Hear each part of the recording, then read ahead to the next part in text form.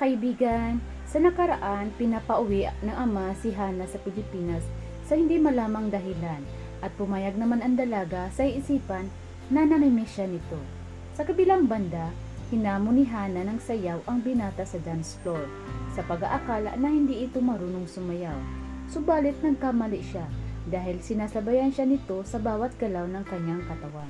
Bago natin simulan ang pangalawang kabanata ng aking kwento, thank you for visiting my channel. Please subscribe and hit the icon bell for more updated videos. Kinaumagahan, agad lumipad si Hana papuntang Pilipinas para sundin ang gusto ng kanyang ama.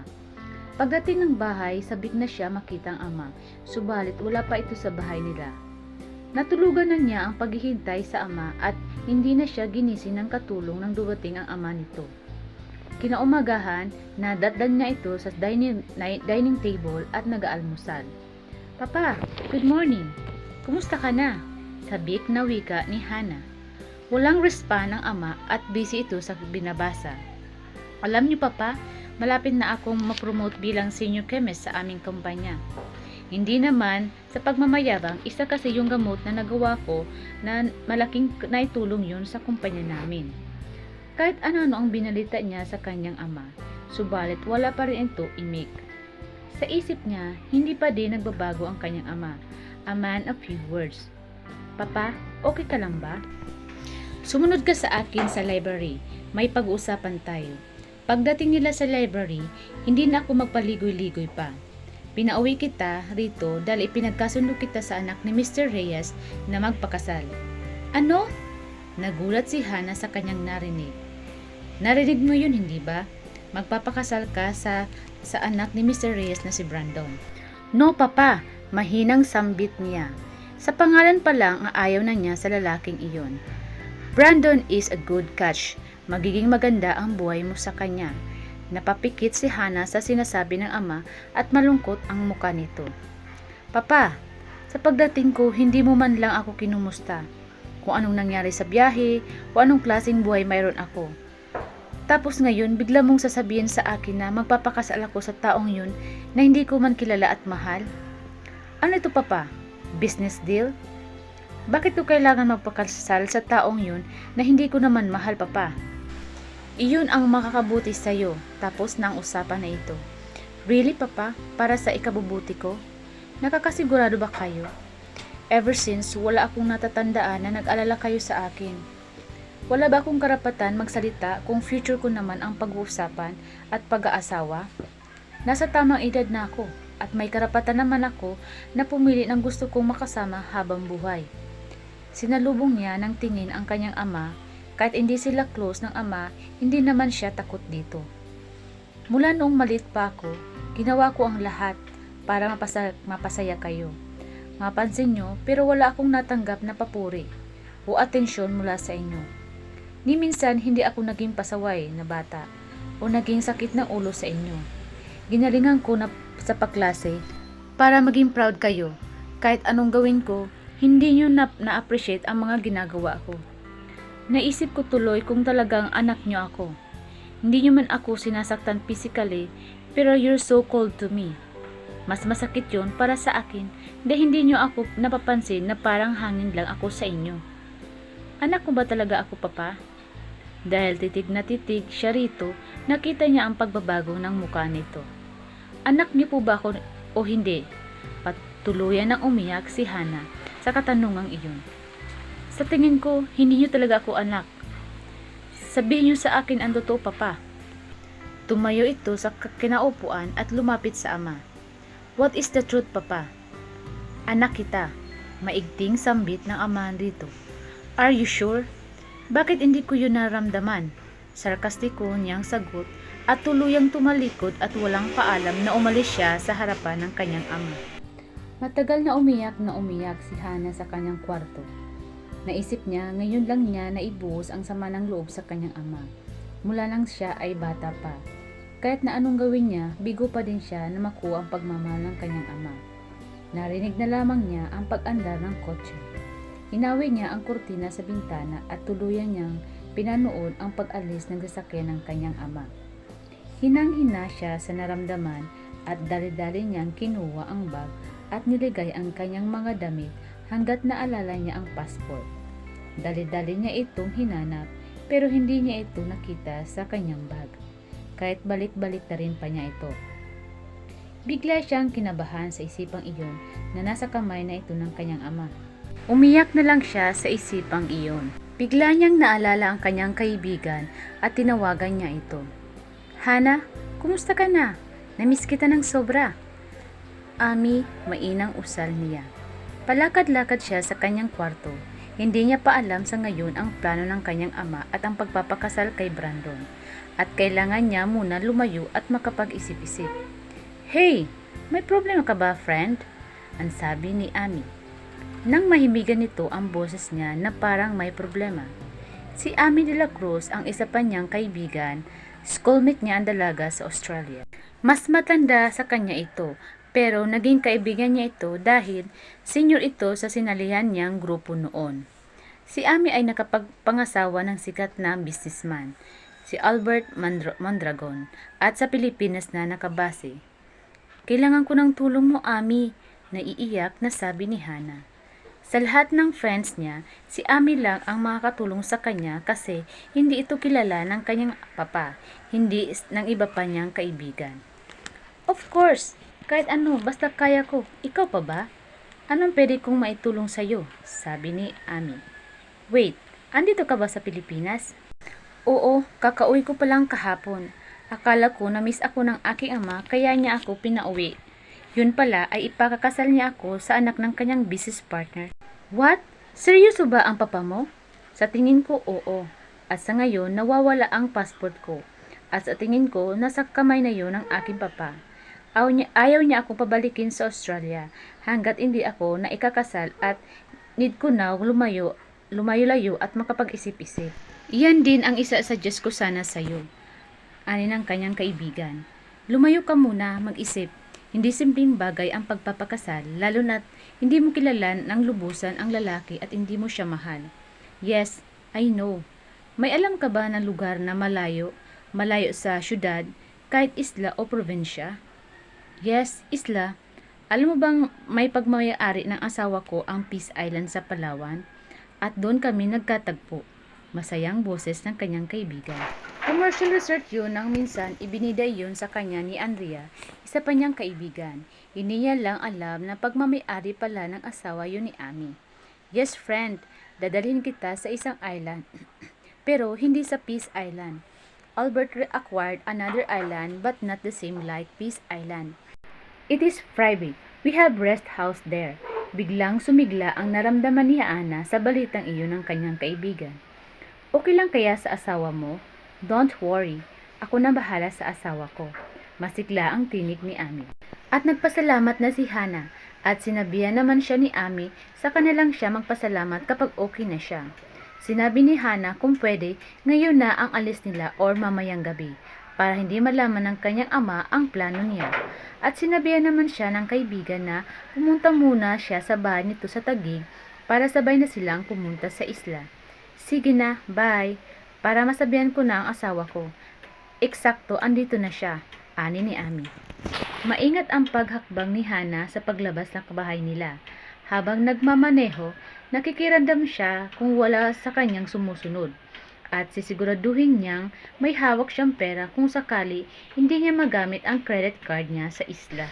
Habang kinakausap ng asawa ni Ami si Albert ang mga katiwala para pagsabihan na may tutuloy pansamantala sa rest house at kailangan nila daladalawin at linisin iyon, napag-alaman ni Hana na nakatira sa Peace Island ang mga katiwala nito at pumupunta lang sa rest house kapag nagdadala ng stocks at maglilinis. Nakita naman ni Hana si Ami na nakayakap sa braso ng asawa nito na si Albert. Nakikita niya pa din na sobrang in love ang dalawa sa isa't isa, kahit mag-asawa na ito at may anak na. Napapaisip din si Hana na sana makatagpo din siya ng tunay na pag-ibig, kagaya sa kanyang kaibigan. Pagkatapos maghabilin ang mag-asawa sa katiwala ng rest house, ay binalingan naman siya. Nilapitan ni Albert ang kanyang asawa. Han, maiwan ko muna kayo. Patulugin ko muna si baby. Sure Han, ani ni Ami sa asawa na makikita ang kislap sa mga mata. Namangha naman si Hana. Napapatulog ni Albert ang anak niyo? Kumislap ang mata ni Amy sa pagmamalaki. Yes, friend. Albert's very hands-on sa pagdating sa aming anak. Sinisiguro niya na hindi siya magkukulang sa oras sa aming mag-ina. Kumirot naman ang dibdib ni Hana nang maalala ang kalamigan sa kanyang ama mula nang bata pa siya. Nasa isip ni Hana, sisiguraduhin ko kapag nagkaanak ako, papalakihin ko ng pagmamahal ang aking anak. Pangako niya sa kanyang sarili. Si Albert mismo ang nagpiloto ng chartered plane at naghatid sa kanya sa isla. Kinakausap ni Amy si Hana kung sigurado ito at kayang mag-isa sa isla. Nag-aalala kasi ito na mag-isa doon, kahit pa nga private resort yun. Are you sure na kaya mo nang mag-isa rito, Hana? Panatag naman ako kasi may pumupunta dito sa katiwala. Pero ang iniisip ko kung may mga wild animals na mapapadpad dito. Dahil masukal ang ilang bahagi ng isla. At hindi siguro na safe ka mag-isa dahil babae ka. Pero sinisiguro ko naman na safe ka dito kasi may CCTV na nakamonitor sa labas. Para naman hindi mo ako kilala, Amy. Ani ni Hana. Marunong naman ako ng self-defense. Natatawa na sabi niya. Are you sure? Sabi ni Amy. Tumango siya. Yes, I'm sure. Hindi naman ako matakutin. Kailangan ko lang ng panahon para sa aking sarili. I need some soul searching, aniya ni Hana. Nakaraan ang isang araw ng pamamalagi ni Hana sa isla, kinamusta naman siya nito at napag-alaman niya rito na ayon sa magazine na nabasa, nasa bakasyon siya. Pero naisip niya na kumikilos na ang kanyang ama sa paghahanap sa kanya. Posibleng pinaghanap na siya nito, hindi dahil sa nag-alala ito sa kanya, kundi baka masira ito sa kumpadre kapag hindi na ituloy ang kasal. Pagkatapos ng usapan niyo ng kanyang kaibigan, bitbit niya ang rubber raft at papunta siya sa dalampasigan. Nagustuhan niya ang magbabad sa dagat kaya ang kulay niya ay naging tan. Nakasuot si Hana ng short at tank top. Masarap ang pakiramdam niya sa ginagawa niya na para bang ibon na nakalaya. Hindi siya nakakaramdam ng anumang guilt sa pag-alis niya. Ginagawa niya yun para sa sarili niya. Iniisip niya na sa susunod na babalik din siya sa realidad. Wala siyang pakialam sa ginagawa niya na parang bata na lumusong sa dagat kasi nag-isa lang siya roon. Nang hanggang dibdib na niya ang tubig, sumampa siya sa rubber raft at kinampay niya ang mga binti at idinikit niya ang baba sa rubber raft nang mapagod siya. Nagpahinga siya. Out of the blue, biglang naisip niya yung lalaking nakadalawang beses na niyang na-encounter. Ang gwapong muka nito at ang kaakit-akit na mga labi na kay sarap bahalikan. Parang weird, pero nakita niya ang muka ng lalaki sa malinaw na tubig at natagpuan niyan ang sarili na hinaplos ang muka at mga labi nito. Oh Hana, nag-daydreaming ka na naman. Natatawa siya sa isipang iyon. Hindi lang ilang beses gumuhit sa isip niya ang muka ng lalaki. Fresh pa sa kanya ang alaala na pag-iengkwentro nila sa grocery at nang sayawan niya ito sa dance floor. Hindi makapaniwala na magaling sumayaw ang lalaki na tila'y nag-aakit na nagtama ang kanilang mga mata hanggang sa matapos ang sayaw na nakaarko ang katawan niya pabagsak habang sinasalo ng palad nito ng kanyang likod. Nakatunghay ang lalaki sa kanya at ilang pulgada lang ang layo ng mukha nila sa isa't isa. He's going to kiss her. I'm going to kiss you, baby. Mahinang bulong nito, na napaalarma sa puso niya. Hindi na hinintay na dumampi ang mga labi ng lalaki. Tumiyad na siya at sinalubong ang mga labi nito. They shared sweet kisses. Naramdaman nila na pareho na tumataas ang kanilang dugo at nakakaramdam sila ng kakaibang sensasyon sa klase ng paghalik na iyon. Hanggang maramdaman ni Hana na nanginig ang kanyang katawan at uminit ito sa kakaibang sensasyon hatid ng paghalik at marahang paghaplos ng mga kamay nito sa bahagi ng kanyang katawan. Napaungol siya sa maramdaman niya ang pagpasok ng kamay nito sa kanyang dibdib. Ngunit hindi nakawala ang ungol na iyon sa bibig niya dahil angkin pa rin nito ang kanyang mga labi. Maalab na sinimsim ang labi ng bawat isa. Nang iniwan ng lalaki ang kanyang mga labi, please, daing niya. Hindi niya alam kung para saan yun. Ang titig na nakakatunaw sa pagkatao niya ay muli niyang nasilayan. Tinitigan nito ang kabuuan niya na nagpapamanabik sa kanyang pagkababae. Ngumiti ang lalaki sa kanya at muling inangkin ang kanyang mga labi. at ngayon mapusok, maalab at nagpapainit sa buo niyang katawan. Umungol siya hanggang maramdaman niya ang malamig na dumampi sa kanya at nilamig siya. Malakas na napasinghap si Hana nang makita niya na sobrang dilim na sa paligid at inabot na pala siya ng sama ng panahon sa dagat.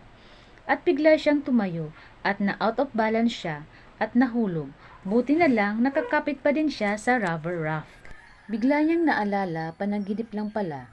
Akala niya nagkaniig niya ang lalaki at parang totoo ang mga iyon. Bigla siyang naalarma na palakas ng palakas ang hangin na dumadampi sa kanya at nang wala na siyang matanaw na ilaw o ano paman. Sa tantiyan niya, nasa gitna na siya ng bahagi ng dagat o nasa malayo na siya ng rest house.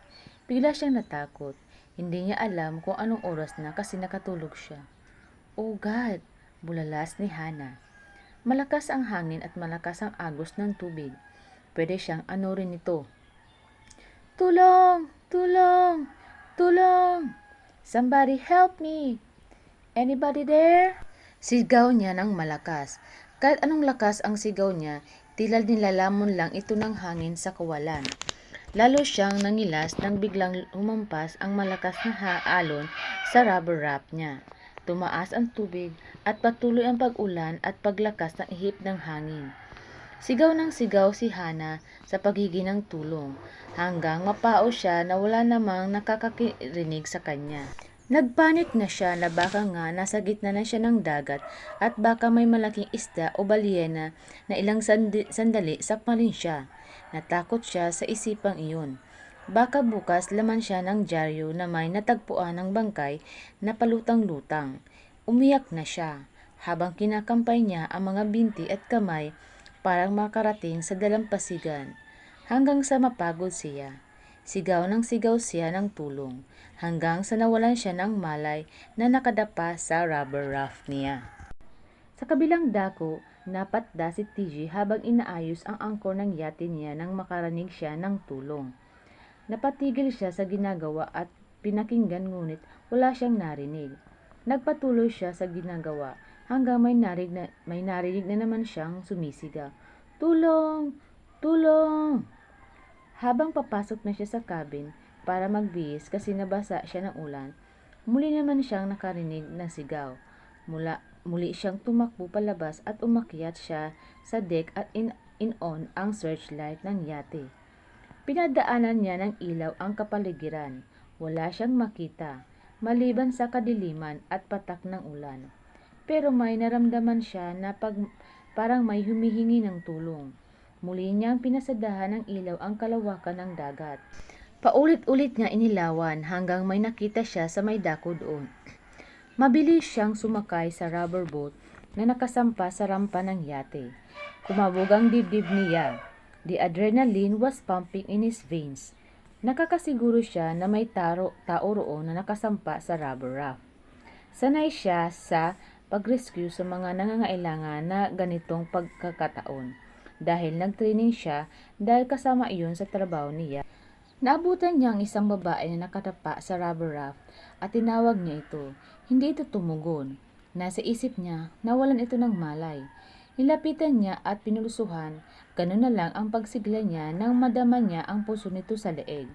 Maingat niya iniangat ang babae at ganun na lamang ang pagkabigla niya. Parang familiar sa kanya ang babae. At naalala niya ito at bigla siyang dinala sa dance floor kung saan silang dalawa ay nagsalo sa isang mainit na dance number. Dito na po nagtatapos ang pangalawang bahagi ng ating kwento. Kung nagustuhan mo po ito, paki-comment, pa-like, subscribe, and hit the icon bell para updated ka sa mga susunod ko pang mga videos. Thank you guys!